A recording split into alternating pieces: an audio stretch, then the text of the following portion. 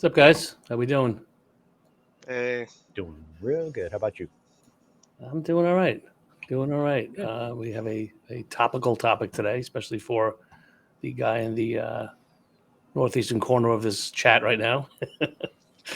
Mr. So, Reboot himself, stationed right? in Florida, yeah, absolutely. We're going to talk about, it is topical, and we have, and this time of year is the time that you definitely should have things in place when it comes to disaster recovery, disaster planning, preparedness, checklists, all that stuff.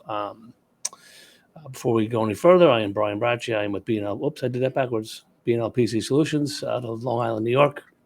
I'm joined by Brandon Bowers with Eisenramper Managed Technology Services out of sunny South Florida. Not sunny today, Sunny but today. Yeah. And I am Groot with Windstar in Culpeper, Virginia.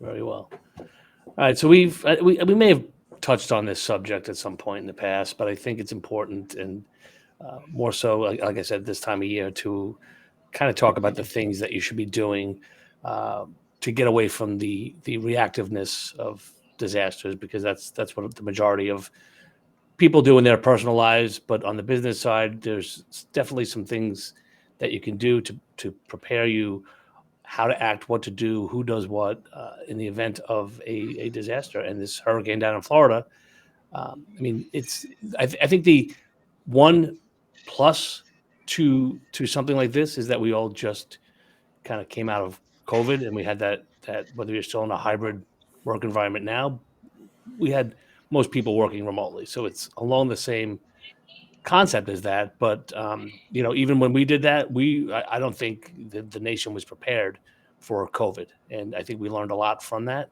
And there should be some takeaways that we can use and put that into what we're going to talk about today. Okay, I agree. Um, so let's just if you want to spitball it. I mean, when you're talking about disaster planning, I mean, aside from the get your food, your water, your gas, your safe shelter, or the safety aspect of it, is comes first.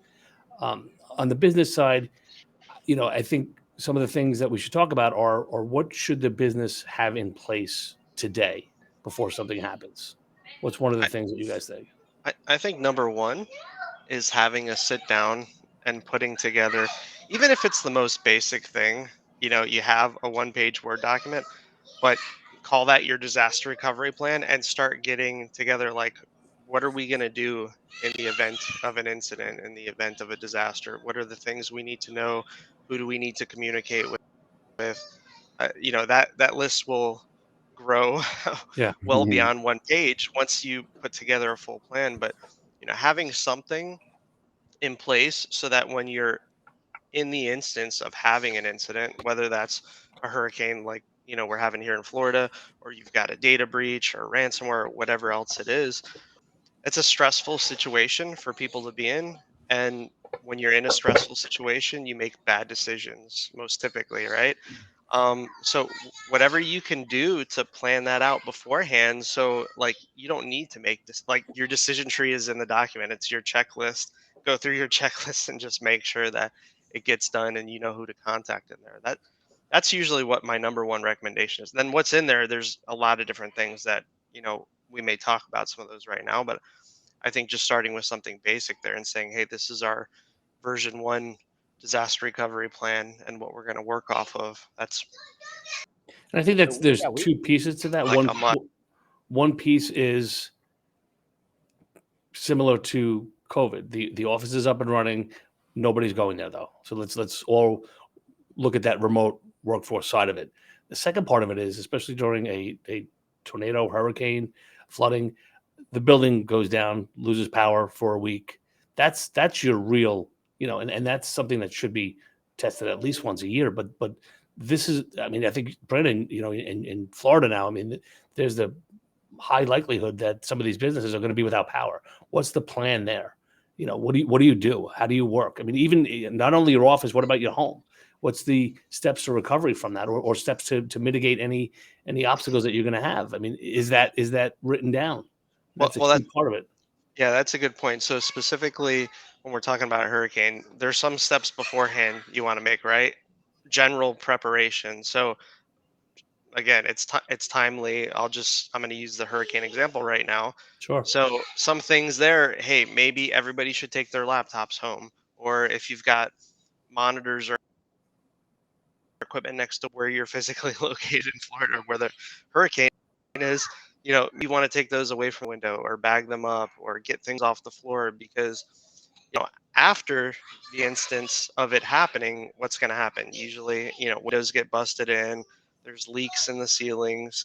So anything you can do in preparation to either prevent the problem from happening or at least preventing further issues afterwards. Everybody's going to be without power, at some instance. If you're here in South Florida, like, we're all going to get impacted by one of those big hurricanes at some point, and that should be one of the items you should focus on. But also, even some of the more simpler things, like, again, a window getting blown out, and how are we going to handle a situation like that? How do we Yeah, plan our for clients, we have flood detection in their server rooms. We have devices in there that'll detect, water leakage.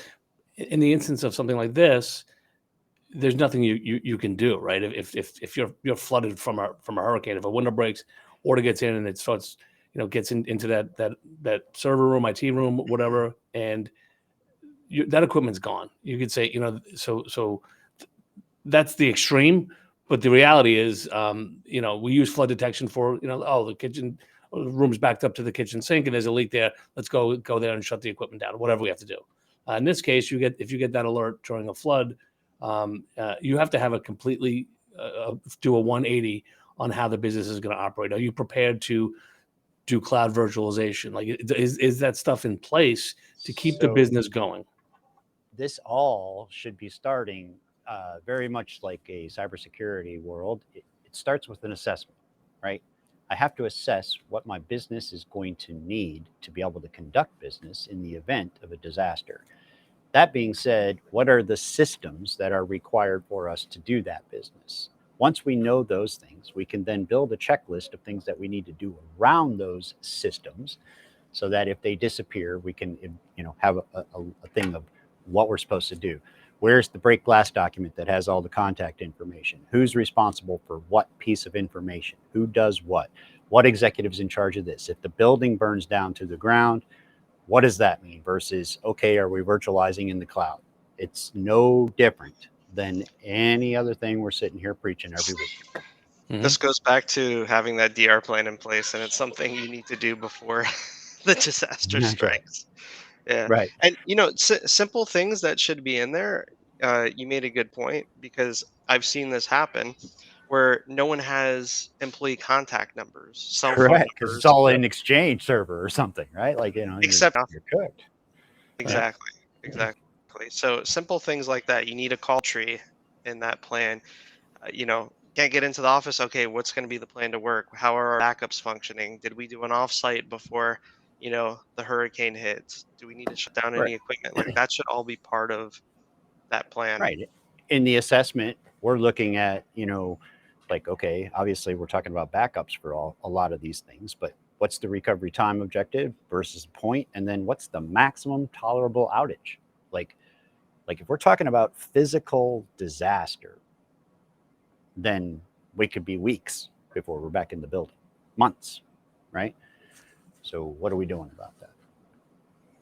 And I don't think that that's far from reality during Not a at all. disaster. It's No. and that's with some of the solutions out there, we're able to included with our business continuity solution, provide 30 days of uptime in the cloud, and then if we go beyond that, it's billable at that point. But we can include 30 days of uptime in the cloud where your business left off, and just resume as close to normal business functions as you can.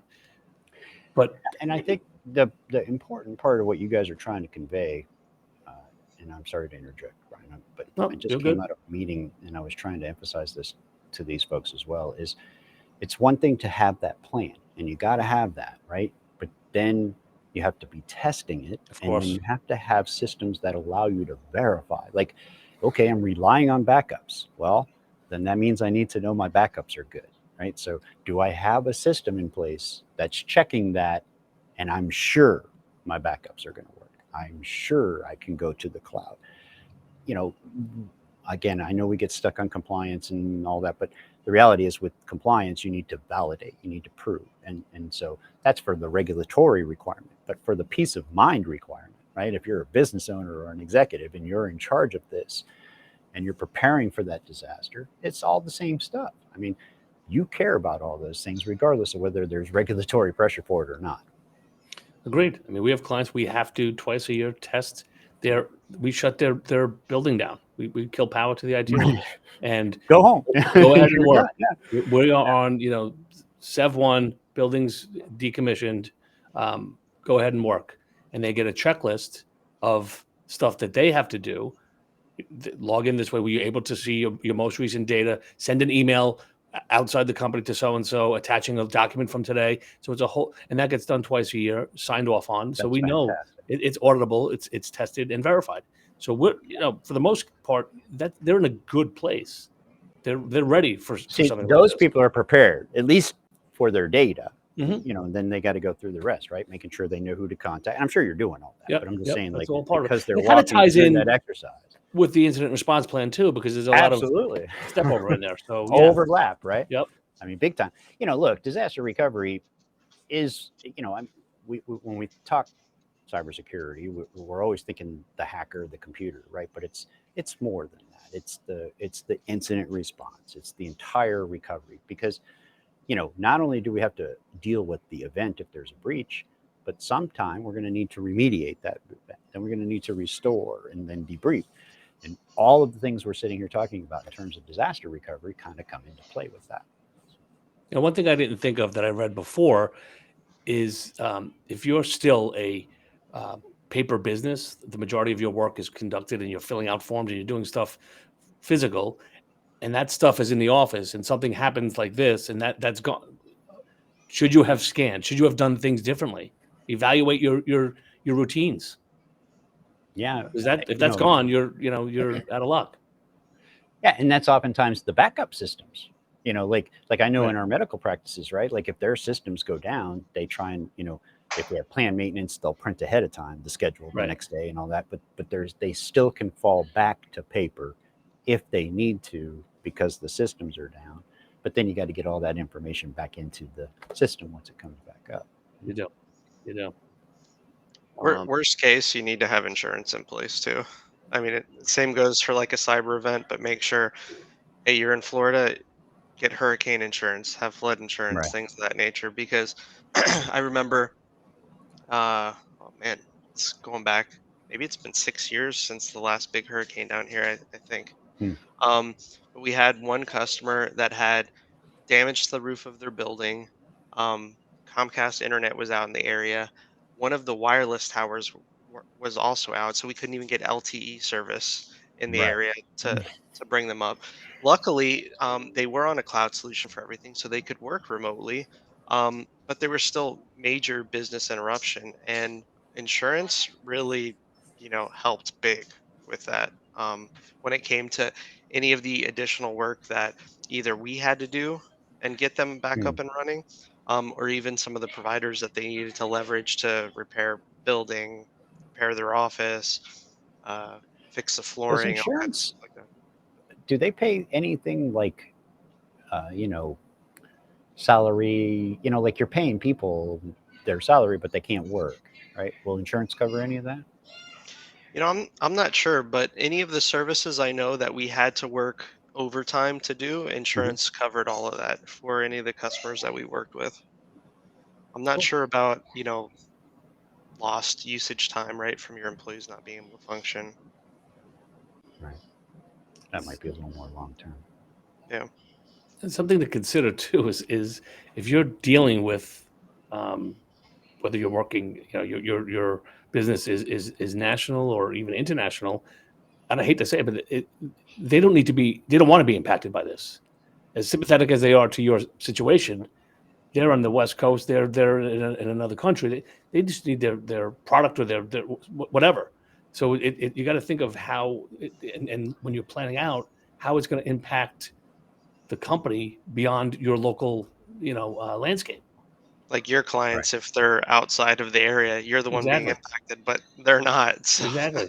Exactly. yeah. If something happens to my building and my clients don't care, they need support, they need services, so our plan They don't is they don't care as long as you answer the phone when the help desk call comes in. exactly, That's the exactly, main. and then Yeah. that's got to go on your list too. Is your phones, right? Are Yeah. you in an old PBX or a hybrid PBX system that has no VoIP capability, and well, then you're shit out of luck. I hate to say it because you No. know that's why we push in these services that are semi seamless to being in the office and being able to pick up that phone, dial out from the office, transfer, keep the business afloat as best you can, and that should be Yeah. tested as well too.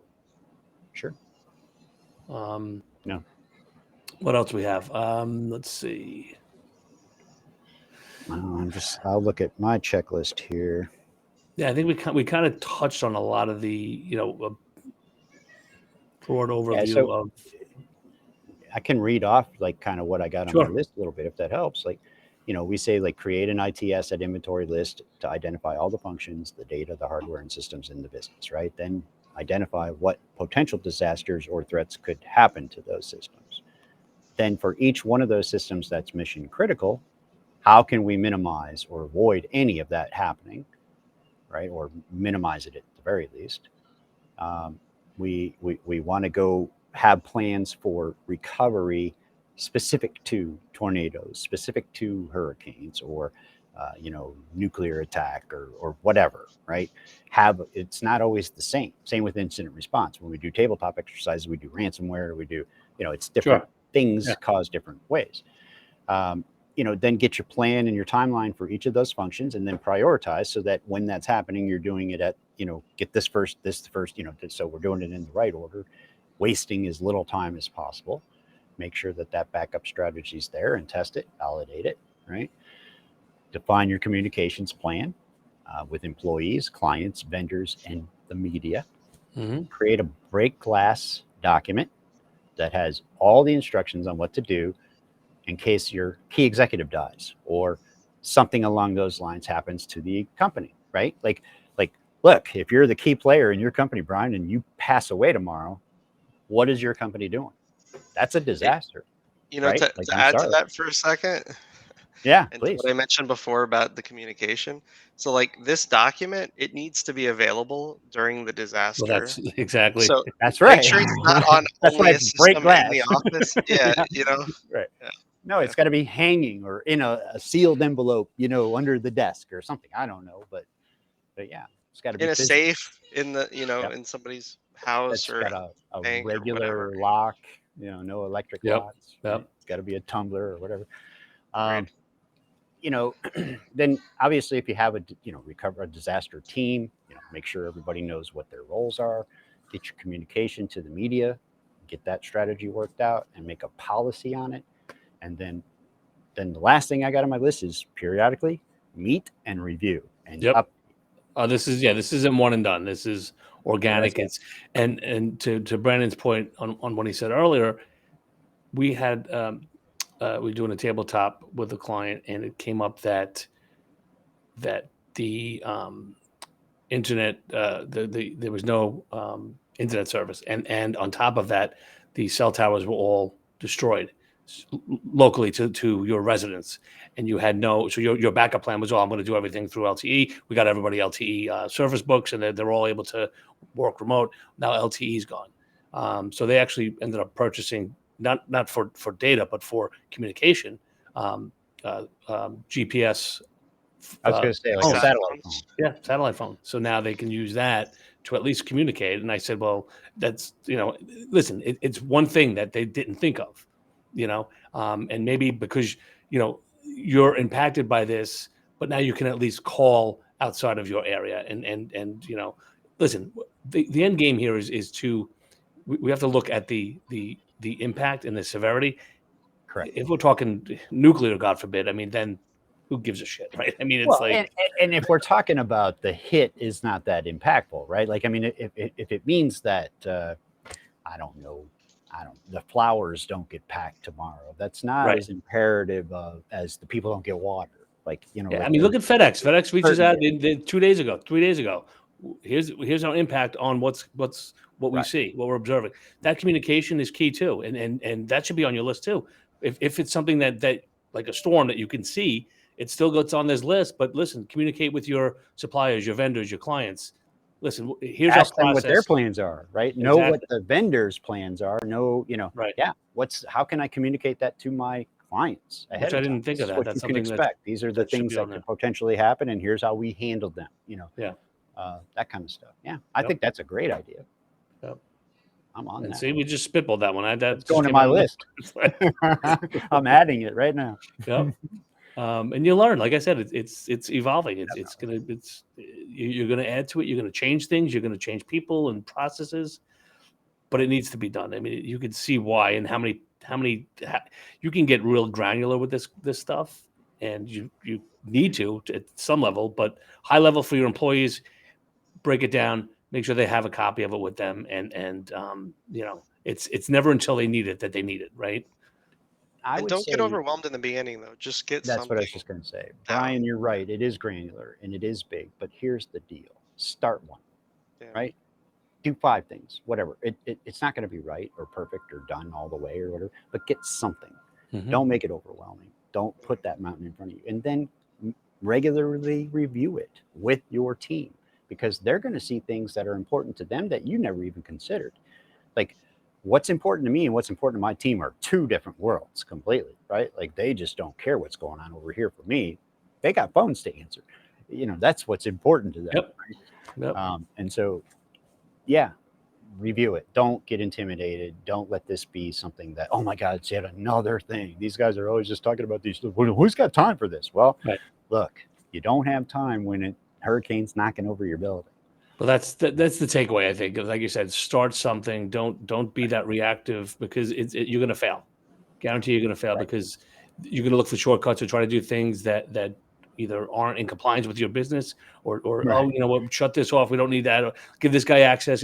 You don't want to, compromise your business practices because you don't have something in place. And what did I say No, earlier? You're going to make bad decisions Yep. when you're under the gun like that. Yep. Exactly. Well, listen, not to get off on a side tangent, but look, the reality is executives who are, strong executives. Generally, my experience is I've been, watching their behavior because I'm trying to be a good executive.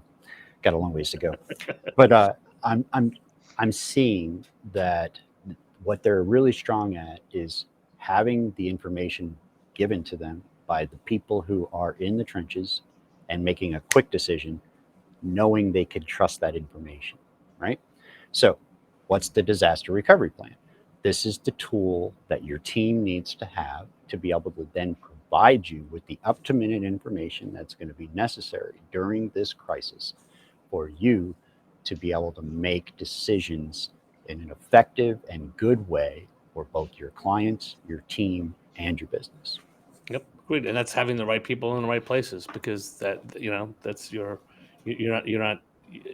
have confidence in everyone's role for Correct. in their job and in their place on your checklist here. And they know Um, what the role is, right? exactly. Well, they know that if you're not there, it doesn't matter, right? Right. Like that's then you know you got it. Yeah. Your disaster recovery is ready when you don't need to show up. Agreed. All right. I know you want to wrap it up, so Yep. Yeah, I think that's pretty much. I think we touched on all the key elements here, and just want everyone to obviously down in Florida, Brandon, be safe, you and your family, and your clients, and everyone else. I got family, I'm friends having a down there. hurricane party tonight, man. Come on. There you go. I'm well, sure you we're have a getting checklist the for that, right? rain from you. I think we're going to get your rain a couple of days from now, but they say the Probably. wind will be gone. But it's coming in like 140 miles an hour. Or Oh something. yeah, it's up there. It's pretty yeah. big. Yeah. It's crazy stuff. All right, everybody, be safe. Good luck. And Be safe. good luck. We'll catch up with you next week. Thanks, All right, guys. guys.